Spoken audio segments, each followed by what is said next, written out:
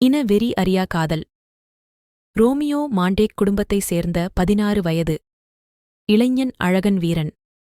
இவன் ரோசலின் என்ற அழகி மீது காதலில் விழுகிறான். அவள் கேபுலட் குடும்பத்தின் உறவினள். ஆனால் ரோசலின் அவளது காதலை அங்கீகரிக்கவில்லை. அவளது அன்பை பெறாத ரோமியோ ஒரு பைத்தியம் போல புலம்பிக் கொண்டு திரிகிறான். அவன் பெற்றோர்களுக்கு அது கவலையளிக்கிறது.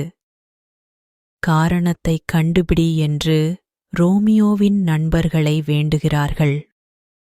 ரோமியோவின் நண்பர்கள் ரோசலின் என்ற அழகிதான் காரணம் என்று கண்டுபிடிக்கிறார்கள். நண்பனுக்கு உதவும் பொருட்டு கேபுலட் வீட்டில் நடைபெறும் விருந்துக்கு மாறு வேடத்தில் முகமூடி அணிந்து செல்லலாம் என்று அவனை அழைக்கிறார்கள். அவன் மறுக்கிறான். அங்கே ரோசலின் வருகிறாள் என்று சொல்கிறார்கள். உடனே ரோமியோ ஒப்புக்கொள்கிறான்.